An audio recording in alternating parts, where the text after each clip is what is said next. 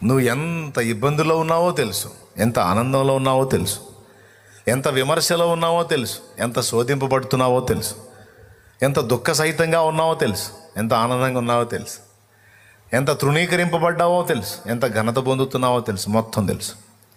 నీ ఆకలి తెలుసు, ఆవేదన తెలుసు, వస్త్రహీనత తెలుసు, బలహీనత తెలుసు, నువ్వు మంచంలో ఉన్న సంగతి తెలుసు, లేదా నువ్వు ఆరోగ్యంగా తిరుగుతున్న సంగతి తెలుసు, నీ పిల్లలు ఏ స్థితిలో ఉన్నారో తెలుసు. మొత్తం నిన్ను గూర్చిన సంగతులన్నిటినీ ఆయన ఎరిగి ఉన్నాడు.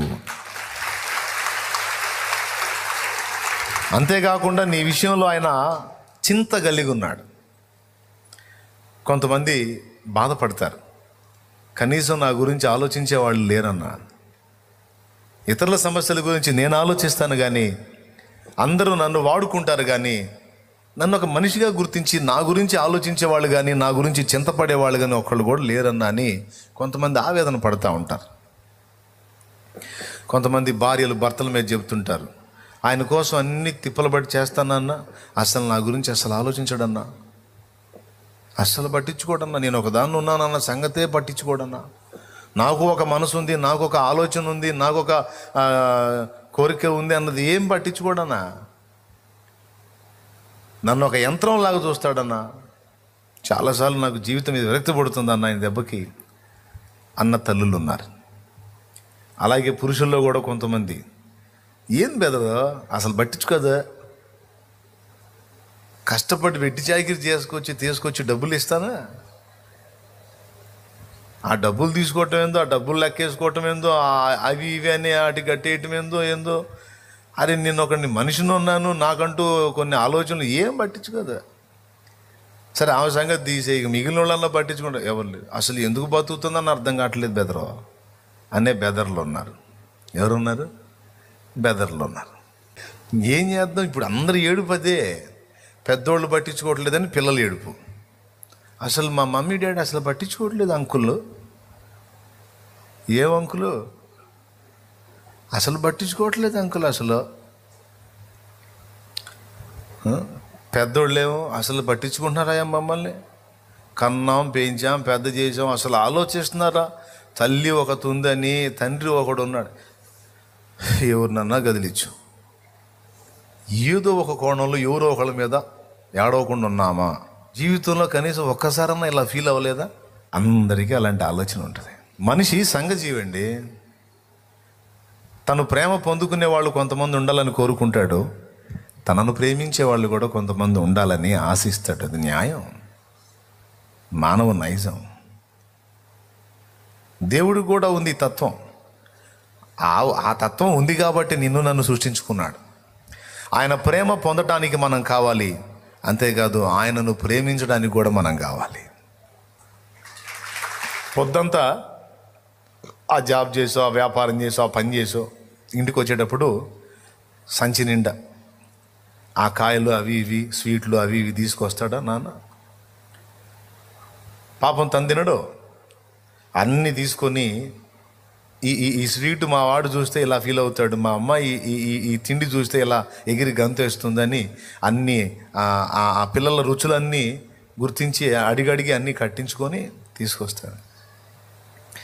తీసుకొచ్చి రేయ్ దాదా ఇదిగో చిట్టి తల్లి, ఇదా తల్లి ఇదిగోమ్మా అని పిలుస్తాడు. వాళ్ళు పరిగెత్తుకుంటూ వస్తారే నానొచ్చాడు. కొంతమంది డాడీ వచ్చాడు, కొంతమంది పప్పి వచ్చాడు అనుకుంటా పరిగెత్తుతారు. పప్ప అని సరిగ్గా పలికితే ఏం లేదు, అయితే పప్పి అంటే కుక్క పిల్ల అయిపోతుంది మళ్ళీ. సో పరిగెత్తుకుంటూ వస్తారు. వచ్చిన వాళ్ళు కొంతమంది పిల్లలు, తెలివైన పిల్లలు ఏం చేస్తారు తెలుసా? మాకు ఈ స్వీట్లు, ఈ తిప్పలు ఇవన్నీ పడింది మా నాన్న, ఆయన తినకుండా తెచ్చాడు పాపం మా నాన్న అని తండ్రిని బట్టి సంతోషపడి వాళ్ళు ఆయన ఇచ్చిన స్వీట్స్ తీసుకొని అలా చేయబట్టుకొని లాగి ఓ ముద్దు పెడతారు.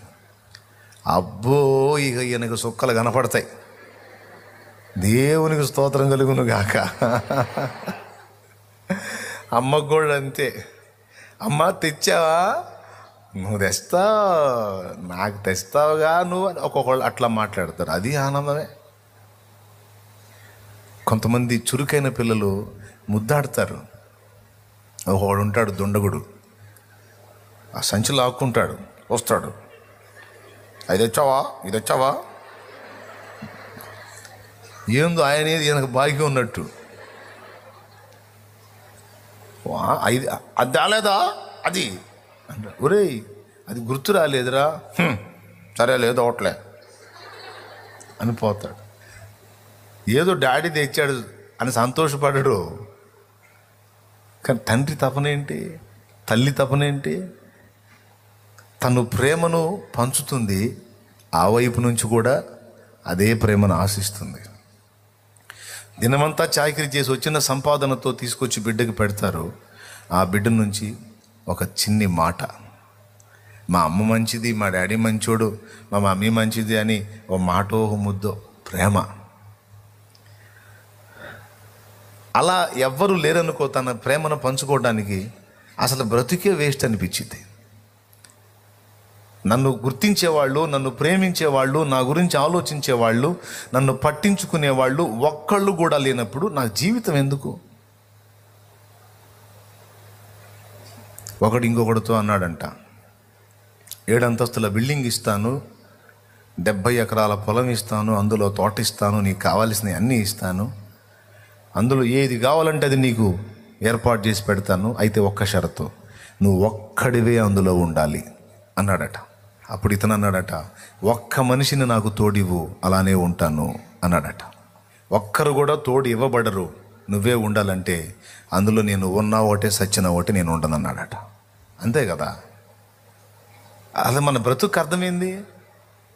ఏమన్నా ఉందా? ఎవ్వరు లేరు, మనమే ఉన్నాం, అష్టైశ్వర్యాలు ఉన్నాయి. ఏం చేసుకున్నా ఇప్పుడు ఈ ప్రకారం ఆలోచించండి. అసలు మనిషి నైజం ఏంటో.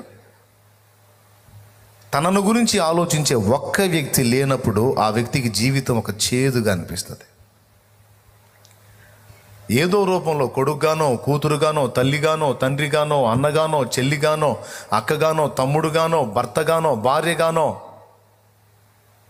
తనను గురించి కనీసం ఫ్రెండుగానో ఏదో ఒక రూపంలో తనను గురించి కనీసం రోజులో ఒక్కసారైనా ఆలోచించే ఒక్క వ్యక్తి కూడా ఒక వ్యక్తికి లేకపోతే ఆ వ్యక్తి ఎక్కువ కాలం జీవించరు.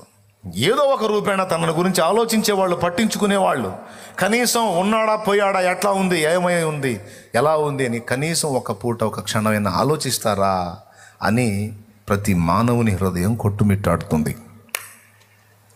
కొంతమందికి ఆశ తీరిద్ది, ఎందుకంటే వారి గురించి పట్టించుకునేవాళ్ళు, కనీసం రోజులో ఒక్కసారైనా గుర్తు చేసుకునేవాళ్ళు, పలకరించేవాళ్ళు కొందరు ఉంటారు. కొంతమందికి అలా ఉండరు. అలా ఉండని స్థితిలోనే ప్రాణం తీసుకోవాలని ఆత్మహత్య ప్రయత్నం చేస్తారు ఎక్కువ మంది.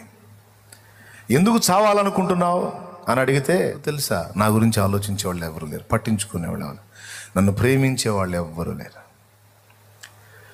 ఇక ఎందుకు బతకాలి నేను,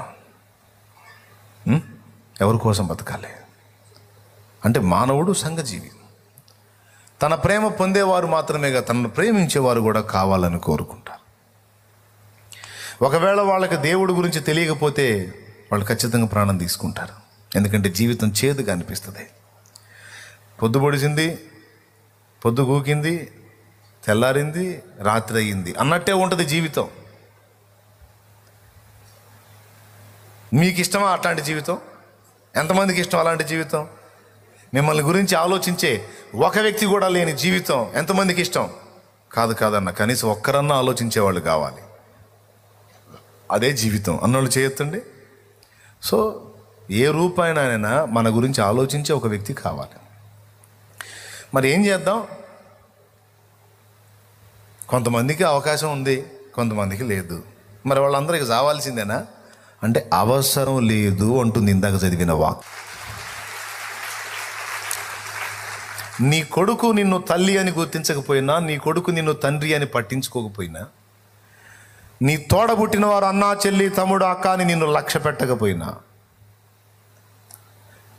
నిన్ను కన్నవాళ్ళు నిన్ను వదిలేసి వెళ్ళిపోయినా, లేకపోతే కాలం చేసినా అంటే కన్ను మూసినా,